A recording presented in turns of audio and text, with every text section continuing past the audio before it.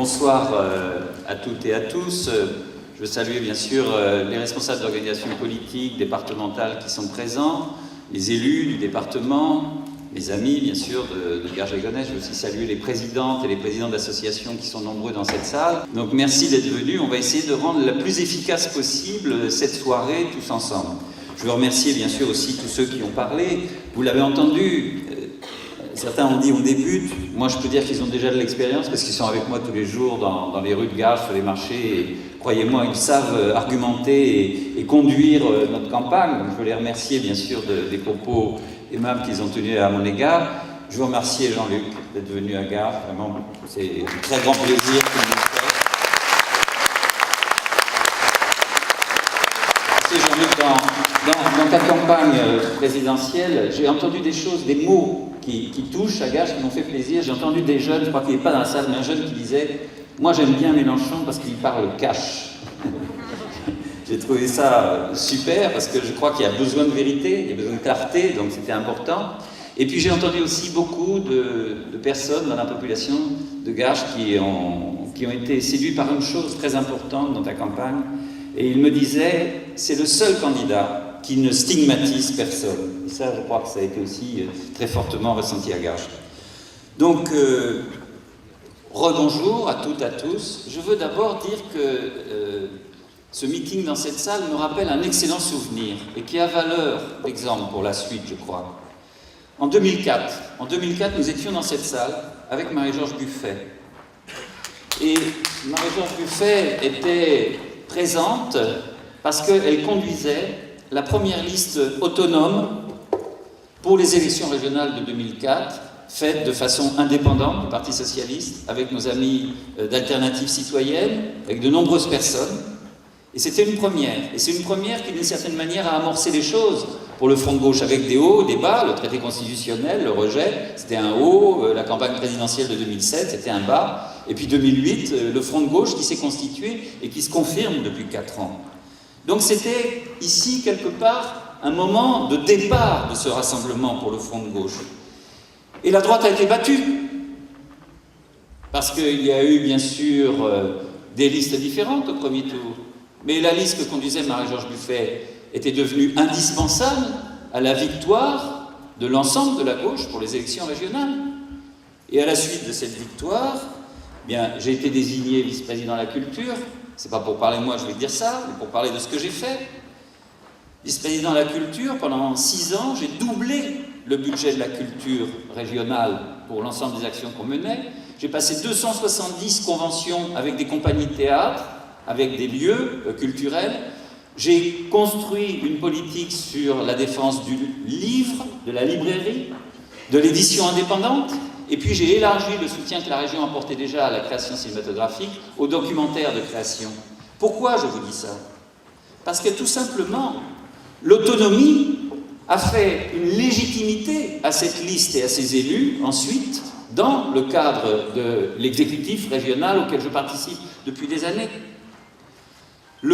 Cette légitimité venait de quoi? Mais tout simplement du suffrage universel. En votant, ceux qui soutenaient nos listes soutenaient un projet, des idées, une équipe. Ce que nous voulons faire aujourd'hui et ce que nous construisons sur Garges.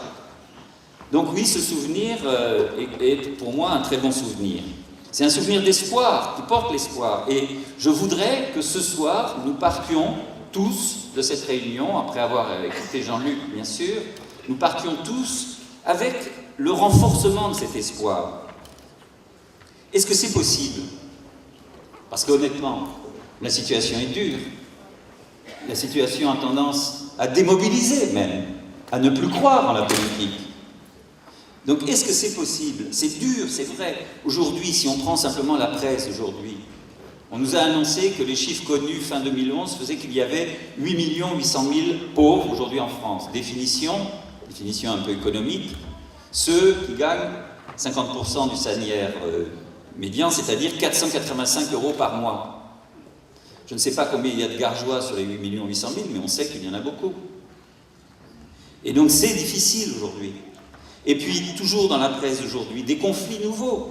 qui s'ajoutent à ceux d'hier et d'avant-hier, Alcatel, La Redoute, Fagor, et je veux penser à PSA Aulnay, évidemment, puisque je sais qu'il y a des Gargeois qui travaillaient dans cette entreprise, et dans la sous-traitance, dans les métiers de l'automobile. Donc oui, c'est de plus en plus dur, et s'ajoute à ça la baisse du pouvoir d'achat, la difficulté à se soigner. On nous dissuade d'ailleurs de nous soigner avec tout ce que l'on paye en plus. Et puis, bien sûr, la difficulté aussi concernant le logement. Donc c'est dur, oui. Et en même temps, nous sommes dans une situation complètement paradoxale. Le PS est à l'Élysée, le Parti socialiste est majoritaire à l'Assemblée nationale, il dirige l'essentiel des collectivités territoriales, et aujourd'hui, la politique qu'il mène n'est pas en rupture avec la politique qui a été menée dans le mandat précédent. Donc paradoxal. Pire encore, je dirais, quel est le projet de société? Quel est le projet de bien vivre ensemble qu'on nous propose? Quelle valeur porte ce pouvoir? Quel est le discours du président? Il nous annonce toujours le retour à la croissance. Mais quelle croissance? 0,2, 0,3, 0,4 peut-être, ou moins 0,1, on ne sait pas. Mais qu'est-ce que c'est cette croissance? C'est une croissance faite de petits boulots, de précarité accrue. On nous présente l'Allemagne comme un exemple, mais vous le savez, l'Allemagne, le salaire moyen, c'est 600 €. Donc est-ce que c'est cette croissance-là qu'on veut? Et est-ce que c'est un projet de société de nous proposer cela? Or, dans le même temps, on continue de discriminer et d'avoir des méthodes qui ne correspondent pas à la gauche. Aujourd'hui, vous le savez peut-être aussi, Boilem l'a évoqué, aujourd'hui au lycée de Saint-Ouen, un jeune a été blessé dans une intervention policière, alors que ces jeunes ne faisaient que préparer des rassemblements pour exiger tout simplement que les jeunes filles et les jeunes hommes avec qui qu'ils côtoient sur les bancs d'école depuis des années ne soient pas expulsés. Et puis aujourd'hui encore, non pas aujourd'hui, pardon, là j'extrapole un peu, mais je parlais de valeurs. Comment se fait-il dans cette République qu'une ministre, pour qui j'ai quelques sympathies, comme Madame Taubira, qu'une ministre soit obligée de dire, alors qu'elle est victime de propos racistes infâmes, qu'elle soit obligée de dire qu'elle s'étonne qu'il n'y ait pas de prise de position officielle sur cette question-là pour que le président de la République réagisse. Mais où sommes-nous?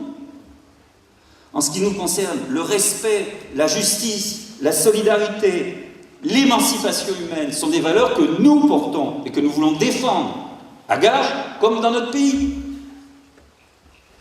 Alors pourquoi cette situation? Parce qu'il faut bien essayer de l'expliquer. Est-ce que le Parti socialiste ne serait pas de nature mauvais? Ce n'est pas le problème. Donc pourquoi cette situation? Je dirais d'une formule que le discours du Bourget a été oublié et qu'on lui a tourné le dos. Parce que ce discours était un discours qui traçait une ligne, d'une certaine manière, qui désignait un ennemi, qui désignait la finance comme responsable des politiques qui ont été menées précédemment.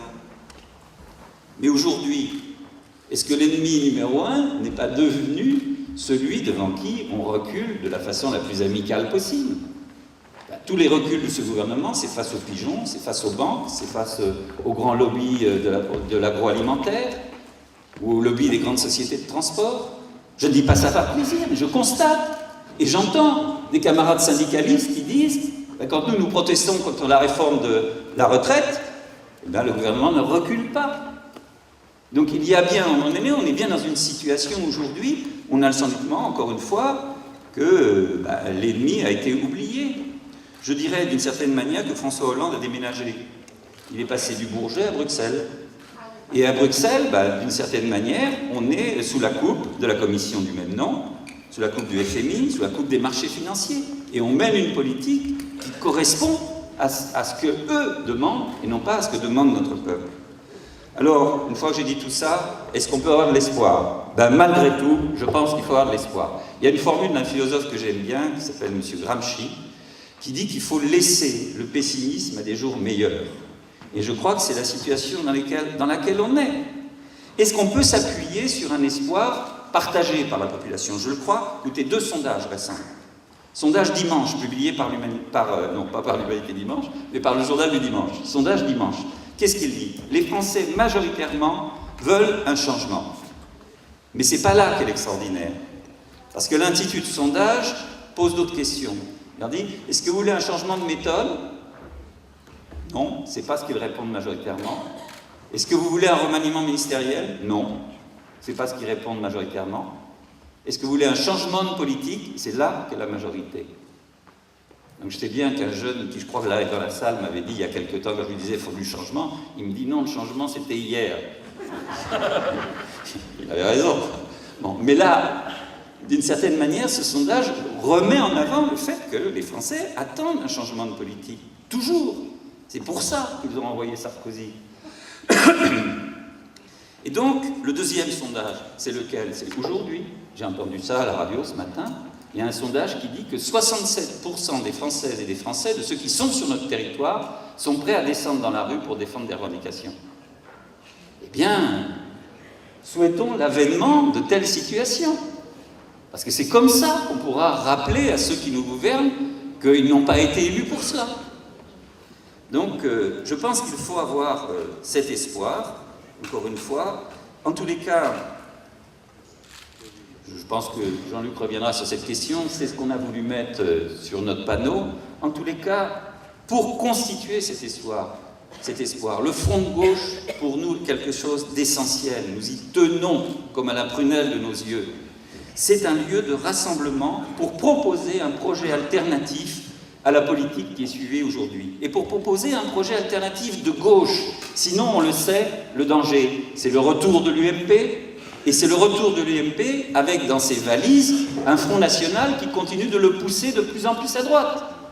Donc si on ne veut pas réduire à la désespérance l'ensemble des citoyens qui à la fois ne sont pas contents de la politique qui est menée, mais qui en même temps ne veulent pas se résoudre à un retour de la droite, il faut bien qu'il y ait une alternative à gauche. Nous la proposons, le Front de gauche. Et cet objectif est partagé au-delà du Front de gauche. J'ai la chance de participer à une association qui s'appelle Gauche Avenir, où je côtoie des socialistes critiques, comme on dit, ou des militants d'Europe Écologie Les Verts qui ne sont pas d'accord avec cette orientation gouvernementale. Et ils cherchent aussi des issues. Et je crois qu'on doit essayer de rassembler le plus largement possible. Mais ce rassemblement n'est possible, il n'est possible que sur un contenu exigeant. On ne peut pas croire aujourd'hui qu'on peut aboutir à des infléchissements de la politique qui est suivie. On est obligé de concevoir des ruptures avec la politique qui est suivie, pour une autre utilisation de l'argent, par exemple pour le crédit, pour mettre fin aux politiques d'austérité, pour conduire le développement industriel avec une production de type nouveau dont on a besoin, pour réaliser la transition écologiste. Donc tout cela nécessite de rompre, encore une fois, avec les logiques qui sont suivies actuellement. Donc sur cette base-là, sur cette exigence-là, qui a été portée par Jean-Luc Mélenchon pour le Front de gauche dans l'élection présidentielle, que 4 millions de Français ont soutenu par leur vote, 11%, mais je vous rappelle qu'à un moment donné de la campagne électorale, 16% prévoyaient de voter. Pourquoi ils ne l'ont pas fait? On sait bien, pour le vote utile, j'y reviendrai. Mais ils partageaient les idées que l'on proposait. Ce socle-là, c'est le socle sur lequel on peut arriver à faire un rassemblement majoritaire. Nous avons créé, Marie-Georges Buffet, Pierre-Laurent prend la suite, Jean-Luc Mélenchon, Christian Pérel, l'ensemble de ceux qui sont là. Nous avons créé le Front de gauche, pourquoi? Pour qu'il devienne la première force à gauche dans notre pays. Nous savons que c'est une des conditions du changement. Ça prendra le temps que ça prendra. Mais c'est la conviction que nous avons. Et il faut, bien sûr, la conduire à bien. Égage les Gonesse. Vous me dites... Francis Parny nous invite, il parle municipal, etc. Et puis on n'a pas dit un mot. Donc Garges les Gonesse. Ben, je veux d'abord vous dire que tout ce que je viens de dire là, je parle à qui? Je parle aux Gargeoises et aux Gargeois. Et je trouve que c'est respecter les Gargeoises et les Gargeois que de les considérer comme des citoyens à part entière, et pas seulement dans un objectif de remplacer un maire par un autre. Nous savons bien ce que nous voulons tous, c'est vivre mieux, vivre bien, tout simplement, vivre à Garges-les-Gonesse dans de bonnes conditions. C'est ça que nous voulons. Et nous savons que ça passe par un certain nombre de mesures de politique municipale. Mais nous savons aussi que les choix nationaux y comptent. Et nous voulons avoir le droit, comme citoyens, de dire notre opinion sur cette question. Et même de constituer autour d'un maire une population qui se bat avec lui pour lutter contre les politiques d'austérité, par exemple. Pour lutter contre la confiscation des pouvoirs qu'on veut faire sans arrêt aux communes, au bénéfice de métropoles, qui vont rassembler tout l'argent, le concentrer au détriment du reste du territoire. Donc oui, c'est vous respecter, je crois, tout simplement, de parler de politique avec vous. Alors, en même temps, depuis le début du mois d'octobre, donc nous sillonnons, je crois que vous nous voyez, avec l'ensemble de nos amis, nous sillonnons les rues de Garges, les marchés, les quartiers, à la gare, etc.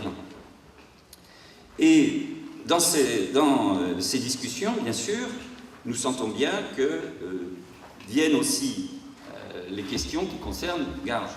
Garges est une ville où les partis sont divisés. La première adjointe du maire se présente contre le maire.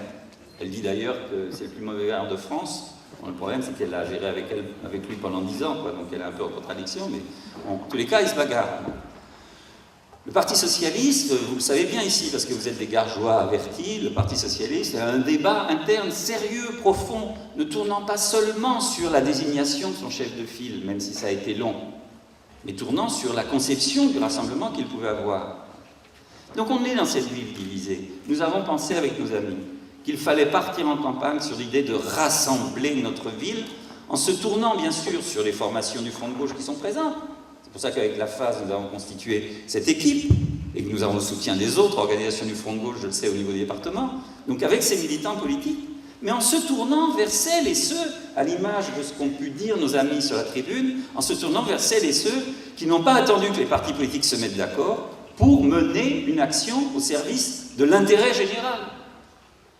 Et nous pensons que c'est ça les forces vives d'une ville, et que nous pouvons nous tourner vers ces personnes-là et rassembler ensemble. Garges a besoin d'un projet qui rassemble ses habitantes et ses habitants, qui satisfasse ce qu'attendent chacune et chacun de leurs élus, c'est-à-dire de l'écoute, de la concertation et un soutien constant dans la vie quotidienne, avec notamment des services publics efficaces. C'est ça que nous voulons construire.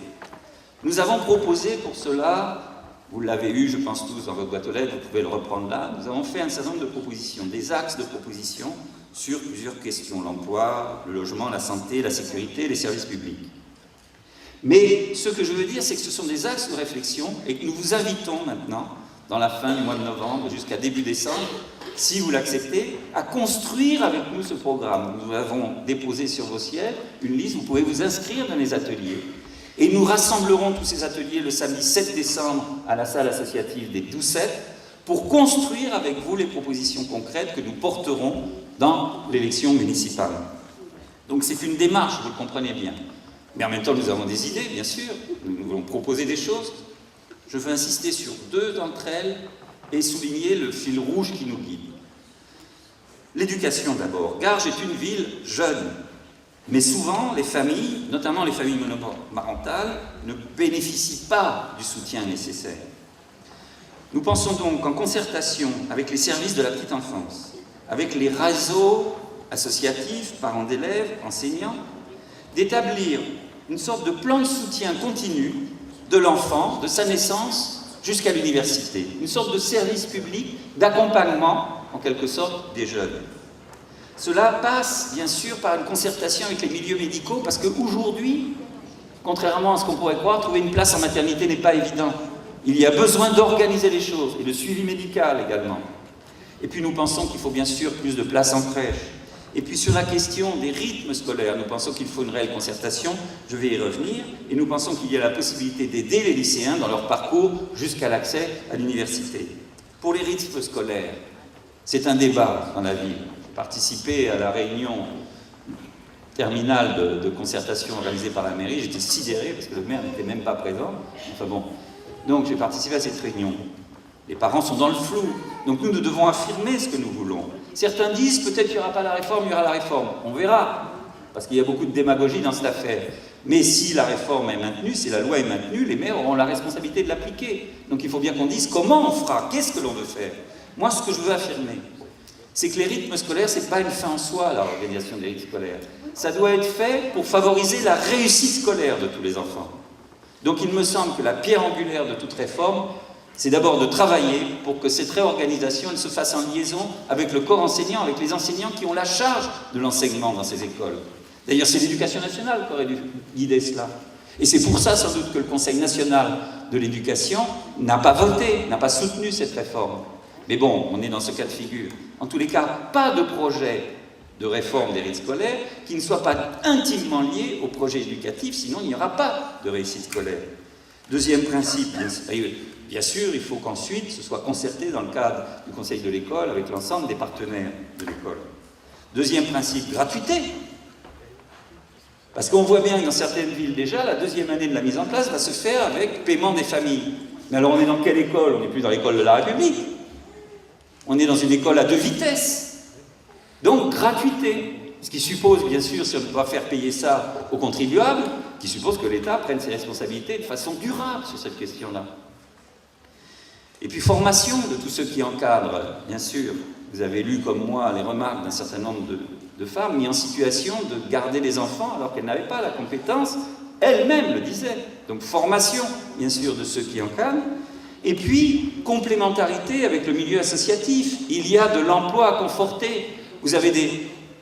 Évidemment, je suis vice-président au sport, donc je sais bien que dans les milieux sportifs, y compris à Garches, vous avez des diplômés d'État qui enseignent, bien sûr, pour le sport, et qui n'ont pas suffisamment d'heures pour en faire quelque chose qui leur permette de vivre. Donc, faisons de la complémentarité. Trouvons là des possibilités de faire. Donc, vous voyez. Deuxième chose que je veux dire, le personnel communal de Garges-les-Gonesse mérite le respect. Aujourd'hui, il n'est pas respecté par l'équipe municipale en place. Beaucoup le savent, mais je veux le redire. À Garges-les-Gonesse, les employés ne pointent pas avec un badge. Ils pointent avec leurs doigts qu'ils mettent dans les machines, de façon à ce qu'ils soient identifiés, pour qu'ils ne puissent pas quoi? Tricher, mentir, je ne sais quoi. C'est un acte complètement inhumain. Nous le supprimerons, c'est évident. Et nous organiserons le travail en concertation, bien sûr, avec les employés communaux et leurs représentants syndicaux.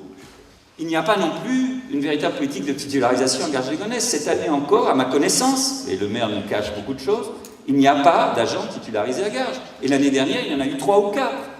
C'est un taux complètement impossible. Donc plan de titularisation, bien sûr. Et puis le personnel communal, il mérite beaucoup mieux que simplement d'être respecté. Il doit être valorisé, donc il doit être associé au choix. C'est quelqu'un qui perçoit tous les jours ce que disent les Gargeois, donc utile à la concertation, utile à la définition d'une politique. Et en même temps, c'est quelqu'un qui, une fois qu'il a contribué à la définition de cette politique, peut l'apporter. Donc oui, respecter le personnel communal et lui permettre de dialoguer régulièrement avec les employés de Val-de-France, parce que beaucoup de choses à Garges sont faites par l'intercommunalité, il y a besoin de cette concertation. Et puis le fil rouge, je veux le dire, le fil rouge aujourd'hui, c'est quoi de notre... C'est la démocratie. Mais je pense que c'est une question vraiment essentielle, c'est pas seulement un mot comme ça qu'on claironne. Aujourd'hui, vous le savez, vous le savez, vous vous en doutez, les décisions, elles sont prises par une personne dans un bureau, avec sans doute quelques directeurs. Et ensuite, on présente les choses à la population. Je ne pense pas que ce soit une bonne méthode de démocratie. Elle se traduit d'ailleurs par des excès incroyables. Le maire a supprimé les commissions municipales. Évidemment, comme il s'était divisé avec la droite, il n'était plus majoritaire, donc il a supprimé les commissions municipales. On ne prépare plus le conseil. Et puis la vie associative, beaucoup d'entre vous viennent me voir pour me dire que, pour le moins, ils ont le sentiment de mourir à petit feu, à force de ne pas être soutenus. Donc tout cela, ça appauvrit une ville, bien sûr. Il faut donc changer. Et il faut changer. Le lien entre un maire et la population est quelque chose d'essentiel, et c'est une question de confiance. Mais cette confiance, il faut la faire sur des méthodes de travail qui consistent à vouloir partager le pouvoir. Il ne s'agit pas que le maire décide et qu'ensuite fasse partager. Non, il s'agit que les citoyens soient associés aux prises de décision.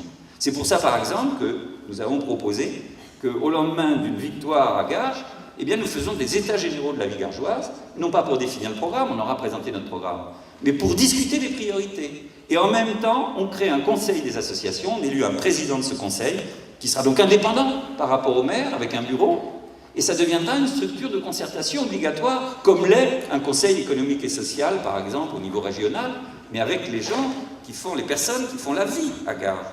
Bien sûr, rétablissement des commissions, élargir aux citoyens, c'est-à-dire aux responsables associatifs. La question du logement, par exemple, suppose de la transparence. Les temps d'attente pour avoir un logement à Garges, c'est insupportable. Mais en plus, ce qui est insupportable, c'est qu'on ne nous dit pas comment ça marche. Donc le meilleur moyen, c'est que ça marche avec vous. Et puis, ouverture de l'hôtel de ville. Enfin, je reçois des gens à ma permanence, ils me remercient de les recevoir, ce qui est la moindre des choses, mais ils me disent bien sûr qu'ils n'arrivent pas à être reçus par le maire. Eh bien, allons plus loin. Un samedi par trimestre, nous ouvrons l'hôtel de ville, tous les élus seront là, et sans ordre du jour précis, les Gargeois pourront venir, les rencontrer, discuter avec eux, faire part de leurs revendications. Il faut trouver des méthodes de démocratie comme ça, directe. Bref, comme l'a dit quelqu'un tout à l'heure, oui, nous voulons conquérir cette ville, mais c'est pour vous rendre le pouvoir à vous. D'ailleurs, je veux terminer par cela. Vous le savez par expérience, le changement d'un homme, son remplacement par un autre, ce n'est pas suffisant en politique. Nous avons tous, je crois ici, chassé Nicolas Sarkozy. Est-ce que c'est suffisant? Non. On voit bien que non. Non, non, non. Donc, pour la ville, la question qui est posée aussi, c'est encore une fois de se dire comment on a un processus démocratique qui impose en quelque sorte que, dans un changement d'homme, parce que je crois qu'il faut un changement d'homme, avoir des gens compétents, des gens en qui la population a confiance, bien sûr, mais que dans un changement d'homme, on trouve aussi les formes qui permettent, encore une fois, qu'on n'oublie pas, après avoir été élu, qu'on a été élu par des citoyens qui veulent participer aux décisions. Donc c'est ça que nous voulons mettre en place, en quelque sorte. Et je veux terminer par un message, parce que certains me posent la question. Soyez persuadés de mon engagement total dans l'action que nous avons initiée ensemble. Quelqu'un a dit, ça fait 15 ans que je suis vice-président de la région Île-de-France. Donc j'ai appris. J'ai appris, par exemple, à gérer avec l'ensemble de l'exécutif un budget qui fait 4 milliards 500 millions. Je gère d'ailleurs un budget des sports de 60 millions, qui est l'équivalent du budget de la commune de Garges. Donc j'ai appris cela, j'ai appris à travailler avec les institutions, j'ai appris à réunir les personnes qui sont concernées par les politiques dont j'ai la conduite, de façon à décider avec eux. Et bien cette expérience-là, je veux la mettre au service de Garges, et je veux la mettre au service de Garges à 100%, vous pouvez en être sûr. Je m'engage véritablement. L'union aura lieu à Garges, parce que la question est toujours posée. L'union aura lieu parce que personne, je l'ai dit aux journalistes du Parisien, qui a la gentillesse de me le mettre dans ma bouche, et je pense que c'était important, entre guillemets, personne à Garges aujourd'hui, personne pense qu'il peut gagner seul. Donc il y aura l'union. Mais fonctionnons en respectant la démocratie. Au premier tour, vous devez choisir un projet, une équipe et un maire. C'est l'enjeu du premier tour.